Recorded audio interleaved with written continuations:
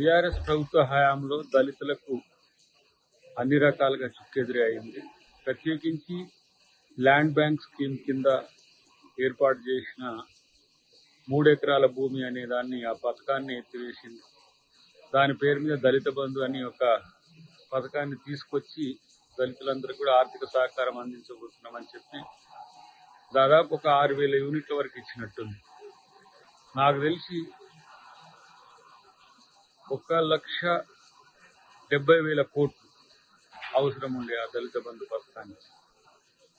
So 17 లక్షల కుటుంబాలు ఆ పేరు మీద దళిత బంధు అనే పేరు మీద మొత్తం పథకాలను ఎస్సీ కార్పొరేషన్ లో ఉండే పథకాలన్నింటినీ కూడా రద్దు చేసిన ప్రభుత్వంగా గత ప్రభుత్వం బీఆర్ఎస్ ప్రభుత్వం ఉంది.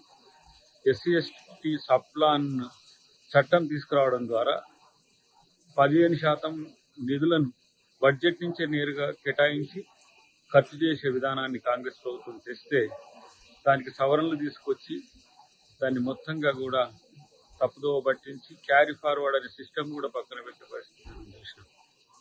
సో దళితులకు కేటాయించిన అసైన్ భూములన్నింటినీ కూడా ప్రభుత్వ అవసరాల కోసం, వైకుంఠ ధామాల కోసం, హరితహారం కోసం, ప్రభుత్వ ఆఫీసులు కట్టించడం కొరకు, కలెక్టరేట్ కట్టించడం కొరకు చేసిన పరిస్థితి మనం చూసినాం. దళితుల బాగు కోసం మరింత నిధులు కేటాయించాల్సిన పరిస్థితి నుంచి దళితులకు కేటాయించిన గతంలో భూములను వాడుకోవడం, భూములు ఇవ్వకపోవడం, దళితులకు కేటాయించిన నిధులను పక్కదారి పట్టించడం, దళిత వర్గాల మధ్యన ఒక వైరాన్ని పెంచి కంప్లీట్ గా పథకాలన్నీ ఎస్సీ కార్పొరేషన్ లో ఉండే పథకాలకు నిధులు కేటాయించకుండా ఇప్పటికి కూడా ఒక 3-4 సంవత్సరాల నిధులు కూడా రాలేని పరిస్థితి మనం చూస్తున్నాం.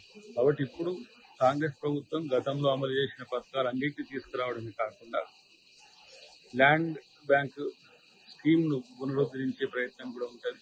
తర్వాత అసైన్ భూములే కాదు, ఏవైతే భూదాన్ భూములు ఉన్నాయో ఆ యజ్ఞ బోర్డును రికవర్ చేయడం ద్వారా మళ్ళీ వాళ్ళకి చెందాల్సిన భూములను వాళ్ళకే చెందించేటట్టుగా చేయడం, పరంబోకులు కానీ, చెరువు శిఖాలు కానీ వెనకటికి దళితులకు ఇచ్చిన వాటిని ధరణిలో పూర్తిగా వాటికి హక్కును కోల్పోయేటట్టుగా చేసిన పరిస్థితుల్లో మళ్ళీ వారికి భూ హక్కులు తీసుకురావడం ఒకటి.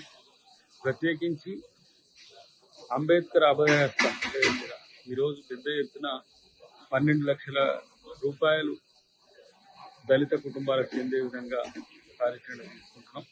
కాబట్టి ఒక రకంగా గత ప్రభుత్వం దళితుల పట్ల సీతకన్ను చూపించడమే కాకుండా వారిని దళిత యొక్క నిధులను, భూములను, వారి పథకాలను, వారికి సంబంధించిన ఆర్థిక సామాజిక అంశాలన్నింటినీ కూడా కుప్పకూల్చిన చరిత్ర మరి బీఆర్ఎస్ ప్రభుత్వానికి ఉన్నది. వాటిని గాడిలో పెట్టడానికి డెఫినెట్ గా వచ్చే బడ్జెట్ లో దళితుల అస్తిత్వాన్ని, దళితుల యొక్క ఆర్థిక పురోగతితో పాటు డబుల్ బెడ్రూమ్ ఇల్లు అని వాళ్ళు ఆశ చూపింది. కానీ ఈరోజు దళితులకు 5 లక్షల రూపాయల భూమి ఉండని లేకున్నా వాళ్లకు ఇవ్వాలనే ఆలోచన కాంగ్రెస్ ప్రభుత్వం చేస్తున్నది. 60% ఇండ్లు ఎస్సీలకు వచ్చేది, వాటిని మొత్తం తీసి పక్కన పెట్టింది. సో ఇలా ఇండ్లు లేని నిరుపేద కుటుంబాలు ఎన్నో దళితులే కాకుండా బీసీలు, ఎస్టీలు కూడా ఉన్నారు. వారి ఇల్లు కట్టించే కార్యక్రమం కూడా కాంగ్రెస్ పార్టీ చూస్తారు. సో మొత్తంగా గత ప్రభుత్వ వైఫల్యాలు గమనించిన, రెండవది వాటిని మళ్ళీ రిపీట్ కాకుండా చూసుకోవడం, ప్రత్యేకించి తెలంగాణ ప్రాంతంలో ఉన్న దళిత, గిరిజన, ఆదివాసీ కుటుంబాలను ఏ విధంగా ఆదుకోవాలనేదే కాంగ్రెస్ పార్టీ ప్రభుత్వం యొక్క లక్ష్యంగా ఉండబోతున్న విషయాన్ని మీరు అందరూ గమనించాల్సిన అవసరం ఉంది. ఒక సరైన మార్పు కోసం ఈరోజు సరైన ప్రభుత్వం, సరైన నాయకుడు ఈరోజు తెలంగాణ ఎన్నుకున్నది. కాబట్టి డెఫినెట్ గా అన్ని సరైన పద్ధతిలో ఉంటుందనేది మా యొక్క